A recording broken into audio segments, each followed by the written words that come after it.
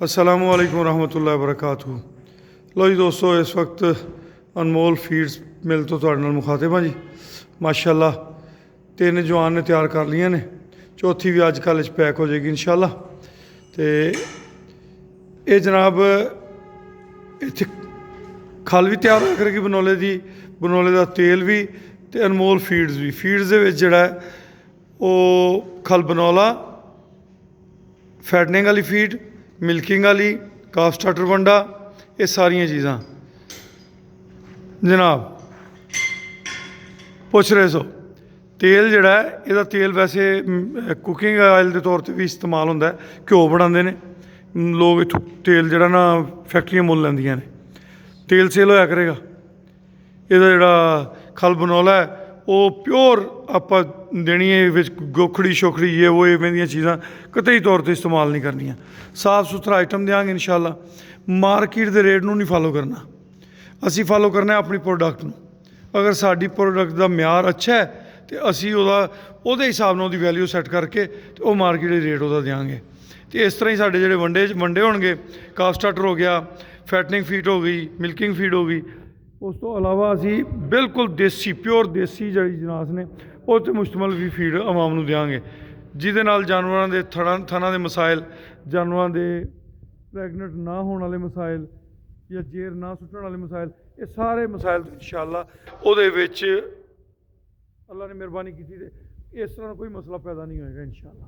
दुआ करते हैं अल्लाह ताला इस प्रोजेक्ट के अंदर कामयाब करे, थोड़े इस प्रोजेक्ट में बहुत तरक्की करे, आमीन। इंशाअल्लाह।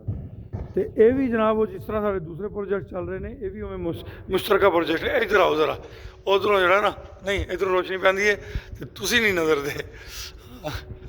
ये भी इंशाअल्लाह जिहड़े जिस तरह अपने दूसरे प्रोजेक्ट चल रहे हैं, अनमोल एतमाद प्रोजेक्ट, अनमोल प्रीमियर प्रोजेक्ट, इस तरह ही ये प्रोजेक्ट है। असी ये फी शेयर की मालियत 5 लाख रुपये रखी है। लाइफ टाइम प्रोजेक्ट है इंशाअल्लाह। प्रोडक्शन एवं चंद दिन दी प्रोडक्शन स्टार्ट हो जाएगी। उस तो 6 मंथ तो दे विच ਉਹਦਾ ਅਸੀਂ ਪਹਿਲਾ ਜਿਹੜਾ ਹਿਸਾਬ ਕਿਤਾਬ ਹੈ ਉਹ ਦੋਸਤਾਂ ਨਾਲ ਸ਼ੇਅਰ ਕਰਨਾ ਹੈ। ਉਹ ਨਫਾ ਹੋਵੇ ਨੁਕਸਾਨ ਹੋਵੇ ਜੋ ਅੱਲਾ ਦੀ ਰਜ਼ਾ, ਉਸ ਤੋਂ ਹਰ ਸਮਾਈ 'ਤੇ ਅਸੀਂ ਇਹਦੀ ਜਿਹੜੀ ਹੈ ਨਾ ਡਿਟੇਲ ਦੋਸਤਾਂ ਨਾਲ ਸ਼ੇਅਰ ਕਰਿਆ ਕਰਾਂਗੇ। ਇਹਦੇ ਇਸ ਦੌਰਾਨ ਹੀ ਅਸੀਂ ਇਨਸ਼ਾਅੱਲਾ ਫੀਡ ਜਿਹੜੀ ਉਹ ਵੀ ਸਟਾਰਟ ਕਰ ਲੈਣੀ ਹੈ। ਫੀਡ ਦੇ ਵਿੱਚ ਬੱਚਿਆਂ ਦਾ ਕਾਫ ਸਟਾਰਟਰ ਵੰਡਾ, ਫੈਟਨਿੰਗ ਫੀਡ, ਮਿਲਕਿੰਗ ਫੀਡ ਤੇ ਇੱਕ ਬਿਲਕੁਲ ਪਿਓਰ ਦੇਸੀ ਅਜਨਾਸ 'ਤੇ ਮੁਸ਼ਤਮਲ ਫੀਡ ਜਿਹੜੀ ਉਹ ਆਪਾਂ ਇਸ ਪ੍ਰੋਜੈਕਟ ਵਿੱਚ ਤਿਆਰ ਕਰਨੀ ਹੈ। तो ये माशाअल्लाह मैं अगे भी दोस्तों विखा चुकिया, तुहानूं भी दिखाया। बहुत वड्डा साडे कोल हाल है। इस हाल दे विच असीं जिहड़ा अपना फीड वाली मशीनरी भी इंस्टॉल करनी इंशाअल्लाह।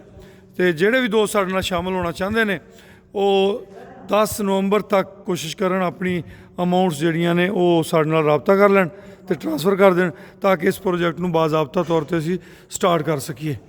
अलहमदुलिल्लाह काम जोड़े ने वो तेज़ी नाल अपनी तकमील की तरफ रवां दवा ने। तुहाडे कोलों उम्मीद करने कि तुसीं साडी जिहड़ियां भी प्रोडक्ट्स होणगियां इंशाअल्लाह तुसीं उन्हां नूं इस्तेमाल करोगे, इस्तेमाल करके अच्छे फवायद हासिल करोगे तो उहदा सानूं अच्छा रिस्पॉन्स दोगे। फीड की परचेजिंग के हवाले नाल, फीड मिल शेयर होल्डिंग के हवाले नाल, किसी भी हवाले नाल तुसीं अगर रबता करना चाहते हो तो मेरा नंबर नोट कर लो 0092 312 920067 ये मेरा नंबर जे।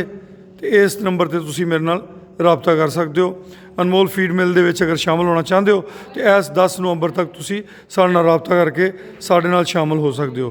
जज़ाकुमुल्लाह खैर।